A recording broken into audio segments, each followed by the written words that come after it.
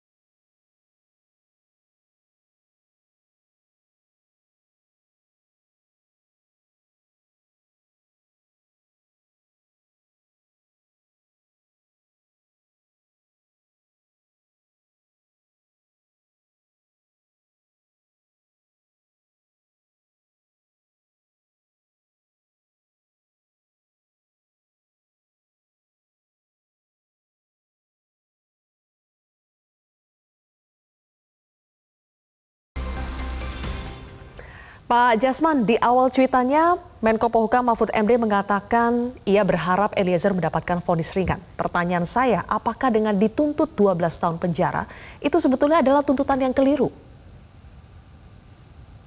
Jadi untuk masalah nilai tuntutan sebenarnya tidak perlu kita harus banding-bandingkan itu dengan justice kolaborator atau tidak. Menurut jaksa penuntut umum bahwa mereka sudah meyakini bahwa perbuatan terdakwa E dapat dikategorikan sebagai perbuatan paling tidak melanggar pasal 338. Itu yang diyakini. Kenapa? Dari mana mereka punya kesimpulan itu? Bahwa Baradae mengarahkan senjatanya ke arah anggota tubuh yang mematikan, yaitu dada sebelah kiri. Namun di dalam fakta persidangan diperoleh data bahwa dia melakukan itu atas perintah pimpinannya. Dan fakta lagi yang seharusnya disikapi oleh penuntut umum adalah nilai keadilan yang tumbuh dan berkembang di tengah-tengah masyarakat. Netizen bangsa Indonesia mengharapkan Eliezer harusnya dituntut ringan. Itulah rasa keadilan yang tumbuh dan berkembang. Anda sepakat kalau kita lihat dalam perspektif keadilan untuk masyarakat, Eliezer seharusnya tidak dituntut 12 tahun penjara? Iya. Kalau dari sisi dari perspektif dari keadilan masyarakat.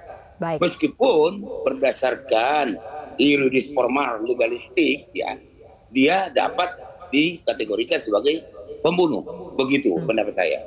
Oke, Prof. Karim, Mahfud MD menegaskan Eliezer adalah orang yang membuka rahasia skenario tembak-menembak. Menurut Anda, apakah cuitan Mahfud MD ini adalah sebetulnya bentuk kritik kepada kejaksaan karena kejaksaan sebelumnya mengatakan bukan Eliezer adalah orang yang pertama kali menguak fakta pembunuhan Yosua, melainkan keluarga Yosua? Menurut saya ini lebih kepada mewakili rasa keadilan publik seperti yang dikatakan oleh Pak Jasman.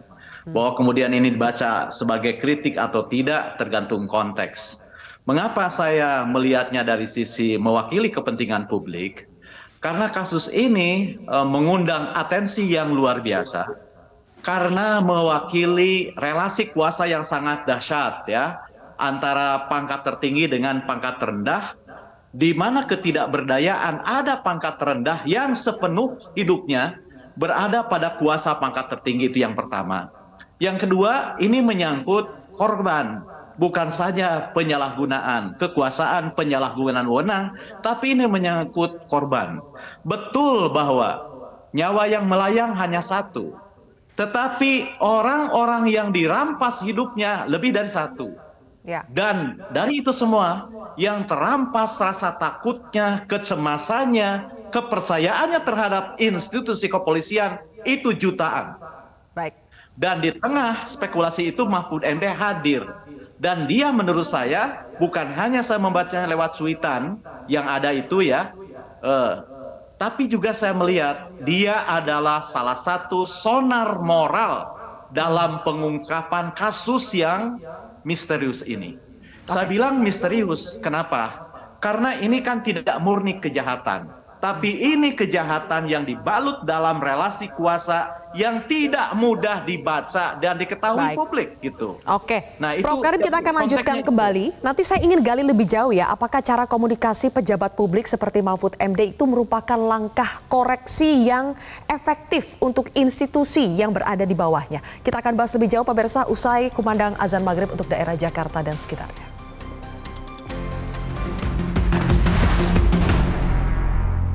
Sebenarnya kalau perkara ini tidak diteriakin itu hanya dua kemungkinannya.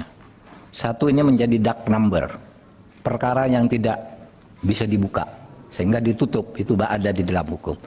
Tapi kemungkinan kedua, perkara di stop karena ini soal pelecehan dan yang melecehkan sudah mati, sedangkan Barada membela diri, tutup perkara. Tapi kan kita dan senario berjalan ke situ sampai tanggal 8 Agustus. Sampai 8 Agustus. Ikut pada pengakuan Barada. Ikut pada senario itu. Saya tidak percaya. Gitu. Sejak kapan? Tadi dari PKB tanya, sejak kapan sih Pak Mahfud punya kayaknya? Sejak tanggal 13 itu saya bicara dari Madinah itu. Saya melihat di semua YouTube, kok baru LSM ya yang bicara, ini di mana semua, baru berikutnya muncul, sesudah itu muncul, sudah itu saya pulang, Kompolnas juga masuk ke senario itu, tapi tanggal 24 saya bilang balik, belok, senarionya jangan itu, salah itu basis senarionya, gitu. Dan kita berdiskusi terus dengan Polri, dan Polri paham ini, paham, oh iya gitu. Bahkan senario pertama kan baru di SP3 beberapa hari lalu, sesudah Sambo mengaku lebih dari seminggu baru dicabut tuh perkara. Harusnya begitu Sambo ngaku tuh gugur, dicabut langsung gitu. Nah, karena senario pertama tuh masih ada juga yang ingin mengawal di tingkat-tingkat tertentu itu. Nah, oleh sebab itu saya bersyukur hari ini kita clear di DPR semuanya sama pandangan kita bahwa ini harus diperbaiki. Saat itu saya tanya ke Pak ini, apa yang terjadi tanggal 18, tanggal 8 sampai 11 ini kok tidak ada keterangan, kok langsung masuk ke tanggal 11? Apa nih? Tanggal 10 sore, 8 sore, 9, 10, 11, apa tuh yang terjadi? Nah, baru ketemu sekarang kan, berdasar rangkuman video itu. Nah, dulu tidak ada, baru ini kan terbuka semua sesudah tanggal 8. Sesudah Barada bilang saya membunuh atas perintah. Tadinya saya membunuh sendiri, sekarang atas perintah, dan dia memberitahu siapa-siapa yang terlibat, besoknya tidak bisa ngelak ngaku. Lahirlah di situ bayi itu, bayi tersangka itu. Kalau tidak ini jadi dark number itu, perkara yang hilang, yang tidak diketahui pada akhirnya. Senarionya kan begitu. Prof Karim, sejak awal itu tadi RDP 22 Agustus 2022 ya. Jadi sejak awal Mahfud MD itu adalah pejabat publik yang sering angkat bicara soal kasus pembunuhan Yosua ini. Termasuk kita lihat terakhir di Twitternya. Apakah cara komunikasi pejabat publik yang seperti ini merupakan langkah koreksi yang efektif untuk institusi di bawahnya? Audionya belum dibuka, Prof Karim? Maaf. saya lebih senang mengatakan ini sebuah contoh komunikasi politik yang baik ya dan efektif. Karena kenapa? Saya bilang ini lebih dari sekedar kritik ya. Tapi apa yang dilakukan oleh Pak Mahfud MD itu merupakan sebuah usaha untuk menarik pihak-pihak yang terlibat, pihak-pihak yang berkepentingan untuk mengungkap kasus ini untuk keluar dari apa yang dalam psikologi komunikasi disebut sebagai groupthink, di mana semua orang yang terlibat itu berusaha untuk menjadi satu dan senada demi menyelamatkan kompromi yang dibangun, gitu ya. Tadi disebutkan oleh Pak Mahfud, pihak mana yang mestinya mengoreksi tapi kok ikut mendukung skenario yang jahat yang dibuat oleh Sambo itu yang sebelum diungkap oleh Eliezer. Jadi menurut saya itu poin pertamanya. Bagaimana Pak Mahfud mengingatkan agar kita gitu ya, kita itu dalam pengertian mereka yang berkepentingan mengungkap ini secara kasus ini terang benderang, keluar dari groupthink, keluar dari kesamaan psikologis yang memandulkan daya kritis gitu ya. Baru setelah didorong seperti itu dan Presiden juga saat itu ngomong, kemudian Eliezer membuka kasus yang sebenarnya, maka mulailah groupthink itu mencair. Mereka yang semula mengatakan ya terhadap skenario itu mulai mengambil langkah yang berbeda. Oke. Itu yang pertama. Prof. Yang kedua, Prof. Karim sebentar.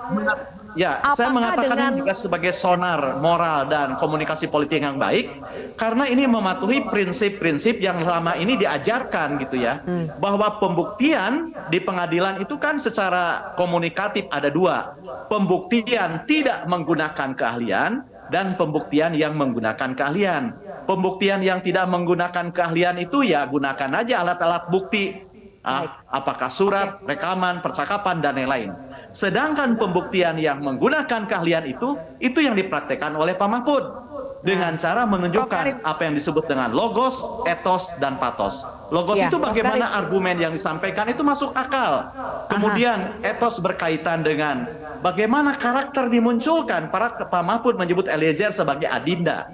Kemudian patos, karakter yang berterima. Misalnya Pak Mahfud tekankan, kau harus jantan dan terima hukuman itu. Jadi menurut saya itu dua dimensi yang menjadi alasan mengapa saya bilang apa yang dilakukan oleh Pak Mahfud itu sebagai sonar moral yang memungkinkan kasus yang gelap dan misterius itu menjadi Prof. Karim, apakah cara komunikasi dengan berbicara langsung ke media atau lewat sosial media itu memang jauh lebih efektif ketimbang Prof. Mahfud ini mengatakan atau menegur langsung pihak-pihak yang ia maksud? Apakah dengan ekspos ke media itu lebih efektif? Ya, karena ini kasus yang membutuhkan pressure, kasus yang membutuhkan tekanan, sekaligus kasus yang membutuhkan aktualisasi dari apa yang kita rasakan, dari apa yang dirasakan publik. Saya bilang kasus ini melebihi kasus manapun karena melibatkan penguasa yang kepadanya kewenangan diberikan untuk mengamankan, melindungi nyawa orang lain, menegakkan hukum dan lain. Ini orang yang bekerja untuknya, mempertaruhkan nyawa untuknya yang dihabisi gitu kan. Jadi ini mewakili rasa takut yang luar biasa saya bilang tadi. Sehingga wajar kalau publik bersimpati kepada orang yang tak berdaya karena orang yang tak berdaya itu mewakili kami semua. Baik, saya pindah lagi ya. Saya pindah sekarang ke Pak Jasman. Pak Jasman, kalau menurut Kapus Penkum yang menguak fakta pertama soal kejanggalan kematian Yosua itu adalah keluarga Yosua, bukan Eliezer. Kita simak lagi ya pernyataan Kapus Penkum berikut ini.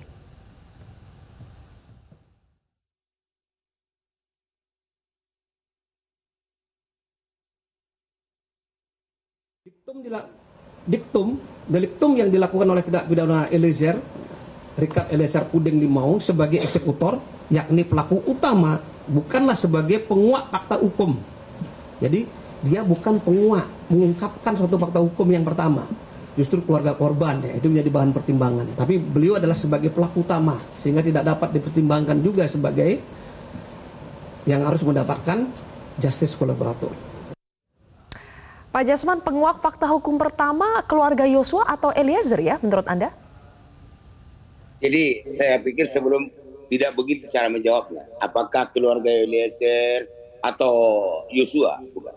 Apa yang disampaikan oleh Profesor Pak Mahfud tadi, itu yang paling benar. Inilah harusnya menjadi sikap dari seorang penegak hukum. Ada apa di balik fakta? Tadi kan Prof mempertanyakan itu. Ada apa? Kenapa berubah? Kenapa begini? Kenapa begini? Ini yang seharusnya ada di benak semua aparat penegak hukum, terutama penyidik dan penuntut umum. Saya melihatnya itu yang kurang di dalam jaksa selama ini. Kurang optimal mengungkap fakta-fakta persidangan. Bukan persoalan maukah dari awal atau tidak. Di dalam persidangan, fakta persidangan, kenyataannya Eliezer itu adalah orang yang sangat kooperatif dan membuka semua menjadi terang. Itu tadi yang disampaikan. Setelah terang dikatakan oleh Pak Profesor Mahfud, akhirnya yang lain penyidik pun menjadi terbuka lagi. Tidak ada lagi upaya untuk menutup-nutupi. Saya kira demikian. Jadi memang kalau menurut saya betul yang disampaikan oleh Kapus Pen itu yuridis formal. Anak kecil pun tahu itu. Bukan seorang jaksa yang aparat penegak hukum yang lulusan dari Badiklat itu yang ngomong seperti itu. Bukan. Harusnya kan apa yang terungkap dalam fakta. Itu yang harusnya. Nanti kalau ada pertanyaan-pertanyaan lagi mengenai ketidakterungkapan fakta-fakta yang tadi saya katakan, ada apa di balik fakta. Itu yang saya ajarkan kepada adik-adik saya calon-calon jaksa di Badiklat itu. Kamu, kalau kamu menyidik suatu kasus, jangan kamu lihat gejala-gejalanya. Jangan kamu melihat apa yang kelihatan di luar. Ada apa di baliknya. Itu yang harus kau kejar. Itu yang saya sampaikan. Teori saya adalah ada apa di balik fakta. Begitu Prof dan rekan. Baik, Pak Jasman, kalau di mata JPU, Eliezer itu selain tadi disebut bukan penguak fakta hukum pertama, di mata JPU Eliezer itu adalah pelaku utama karena menembak Yosua sehingga dituntut 12 tahun penjara. Eliezer pelaku utama atau orang yang disuruh downplagger kalau menurut Anda? Saya pikir, ya, tadi saya sudah katakan, secara yuridis formal, ya, bisa saja jaksa mengatakan bahwa dia adalah pelaku utama. Bisa saja. Tadi juga saya sudah katakan, kalau memang dia pelaku utama, maka menurut surat edaran Mahkamah Agung nomor 4 2011, dia tidak boleh dikenakan atau diberikan justice kolaborator. Tapi tadi saya sudah katakan, ada nilai-nilai yang harus diungkap oleh penuntut umum. Itu yang harus, yang menjadi. Kenapa masyarakat ini merasa aneh gitu ya? Kok tersangka lain dituntut ringan? Kok tersangka yang berbelit-belit dituntut ringan? Tersangka yang jujur kok dituntut lebih berat? Itu yang mengganjal di hati masyarakat kita yang pemerhati daripada pengadilan ini. Begitu, Mbak. Oke, satu lagi nih Pak Jasman, kalau kita lihat ketika jaksa penuntut umum membacakan tuntutan untuk Richard Eliezer, ada Paris Manalu, ada Sugeng, kalau kita lihat dari gesturnya itu seperti sedih ya. Nah, saya ingin tanya, dalam membuat tuntutannya itu, JPU itu sebetulnya mandiri tidak sih? Atau harus melapor ke atasan? Ada relasi kuasa juga? Begini, mekanisme di kejaksaan ada namanya lembaga rentut, rencana tuntutan. Namun itu ditempuh mulai dari bawah, ya, jaksa penuntut umumnya, kasipidumnya, kajarinya, asisten aspidumnya, kajatinya, bahkan saya yakin ini persoalan rentut ini sampai ke jampidum. Di sini harus terungkap. Ini yang dikatakan oleh Pak Mahfud tadi, harusnya ada sensitivitas yang hidup di dalam hati, ya, harus hidup sensitivitas di dalam hati para jaksa itu. Itu yang miss di dalam penuntutan ini. Oke, jadi memang harus melapor sampai ke atas ya, paling tidak sampai ke Jampidum ya? Oh ya, kalau ini kan dianggap perkara penting. Apa alasannya? Pertama, Presiden kita menaruh perhatian, DPR kita menaruh perhatian, semua ini menarik perhatian. Jadi dan pelakunya juga adalah seorang pejabat tinggi berpangkat bintang 2. Nah ini tentunya perkara ini maka digolongkan sebagai perkara penting. Di perkara penting itu wajib sampai ke Jampidum, minimal sampai ke Jampidum. Baik, oke. Pak Prof Karim, Prof. Karim, kembali lagi ya ke cara komunikasi dari Mahfud MD dalam mengawal kasus ini. Sejak awal kasus ini kerap angkat bicara sampai ketika Prof. Mahfud juga yang menyebut soal ada gerakan bawah tanah untuk mempengaruhi vonis Sambo. Menurut Anda, apakah ini adalah strategi declare to expose, mengumumkan untuk mengekspos sehingga ruang gerak sasaran yang dimaksud oleh Prof. Mahfud itu menjadi lebih sempit? Persis seperti itu. Karena dari awal kan ini bukan hanya pertarungan antara para pengacara gitu ya, tapi pertarungan antara pihak-pihak yang tidak jelas gitu ya. Bagi saya, bagi yang lain, apapun sebutannya, jelas apa yang dikatakan Eliezer itu pembuka selubung kebohongan yang sudah dirancang sebelumnya, apapun namanya begitu ya. Dan sekaligus membelokkan arah penyidikan, penyelidikan, arah tuntutan dan lain-lain. Dan dengan begitu maka fakta yang benar kemungkinan bisa diungkap. Itu yang pertama. Yang kedua, di tengah kan ini mengapa ini penting? Mengapa ini mengandung atensi? Karena ini ada sesuatu yang penting dan menarik tapi tidak dijelaskan dengan memadai. Tadi Pak Jasman sudah memberikan contoh apa yang seharusnya dilakukan oleh JPU. Tetapi saya memahami ketika JPU tidak muncul misalnya, karena yang muncul adalah para pengacara. Dan sayangnya kan pengacara itu hanya membela kliennya dengan menabrak logika akal sehat. Bahkan sampai akhir-akhir ini, akal sehat itu tak terpenuhi Pak Jasman. Ya. Hanya ada pertanyaan bodoh. Apakah sama menembak dengan hajar? Anak TK aja tahu nembak dan hajar itu beda. Tapi apa namanya dan apa perwujudannya ketika orang yang sedang pegang pistol suruh hajar? Apa namanya kalau orang sedang memerut begini suruh hajar, ya tonjok. Kalau dia sedang ngongkang-ngongkang kaki suruh hajar, ya tendang. Kalau orang sedang pegang golok suruh hajar, ya kadek, ya embas, kan begitu. Itu logos yang hilang di pengadilan ini. Belum lagi soal karakter putih dibilang hitam, karakter hitam dibilang putih. Meskipun pembela, meskipun pengacara yang nggak mesti begitu-gitu amat. Karena saya yakin tugasnya kan menegakkan keadilan, bukan membela yang hitam jadi putih. Ini logosnya tidak ada, karakternya tidak ada, debatnya juga tidak muncul. Hanya mengada-ada, mengandai-andai, menghubungkan dua fenomena, dua keadaan yang sebab akibatnya lemah dihubung-hubungkan untuk menimpakan kesalahan. Padahal prinsip mengatakan setiap orang hanya harus bertanggung jawab atas apa yang dilakukannya. Jadi kehadiran Pak Mahfud sekaligus sesuatu yang ditunggu dari awal sampai akhir gitu ya. Karena saya bilang sebagai sonar dia bisa mendeteksi halangan, hambatan, bahkan ancaman sesuatu yang tidak bisa dilihat oleh publik. Oke, baik. Pak Jasman, kalau tadi Anda bilang ini adalah kasus yang sangat sensitif, menyita perhatian masyarakat sehingga harus bisa mewakili nilai-nilai keadilan untuk masyarakat. Tercermin tidak dari tuntutan 12 tahun penjara terhadap Richard Eliezer, sementara terdakwa lain, terutama Putri Chandrawati, ini sering dibandingkan ya antara tuntutan Richard Eliezer dengan Putri Chandrawati, satunya 12 tahun, satunya 8 tahun. Ya, itulah yang tadi saya katakan. Marahnya publik itu di situ. Andai kata Eliezer itu 12, Putri misalnya 20, mungkin masyarakat tidak akan terlalu marah. Mungkin tidak. Tapi ini ditunjukkan suatu pertentangan yang jauh.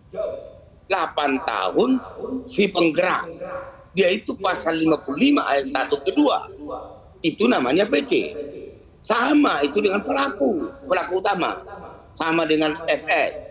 Loh, kok boleh-boleh saja tadinya misalnya PC ini, tapi tidak sama dengan suaminya seumur hidup. Tapi jangan justru dia di bawah Eliezer. Itu yang menimbulkan yang saya katakan tadi, bukan dari rasa keadilan yang tumbuh dan berkembang di tengah-tengah masyarakat. Itu, Mbak. Oke. Terakhir nih, Pak Jasman, soal gerakan bawah tanah ya. Mahfud MD mengatakan ia yakin jaksa tidak terintervensi dengan gerakan bawah tanah ini. Tapi bagaimana kita bisa memastikan, adakah cara sebetulnya untuk memastikan bahwa jaksa, aparat penegak hukum, kemudian hakim bisa bebas dari intervensi siapapun. Adakah cara untuk memastikan itu? Ada? Tidak. Makanya untuk menangani kasus-kasus yang sangat penting seperti ini, seharusnya tunjuklah jaksa yang profesional, yang berintegritas, berani. Itu saya katakan berani terutama, ya, karena contoh kasus ini APH yang karena Kamarudin Simanjuntak di mata saya sangat berani membuka kasus ini. Jadi hal-hal yang tadi yang saya katakan tiga hal itu sangat penting. Berintegritas, profesional, dan berani. Ini yang saya lihat harus dimiliki oleh seorang jaksa, seorang pengacara, seorang hakim. Begitu, Mbak. Baik, terakhir ke Prof. Karim. Ini di cuitannya Mahfud MD meskipun menginginkan berharap vonis dari Richard Eliezer ringan, tapi juga ya akhiri dengan bilang semuanya terserah majelis hakim. Karena memang mungkin Mahfud MD tidak bisa mengintervensi langsung ke majelis hakim, apakah Anda lihat komunikasi melalui cuitan Twitter seperti ini sebetulnya sudah punya daya dorong untuk bisa meyakinkan hakim? Ya, itu sebuah langkah persuasif yang maksimal. Karena betapapun misalnya tuntutan gitu ya, tinggi atau rendah, tapi kan hakim yang memutuskan. Jadi menurut saya itulah kebajikan yang mungkin diwujudkan oleh Mahfud MD sudah disampaikan.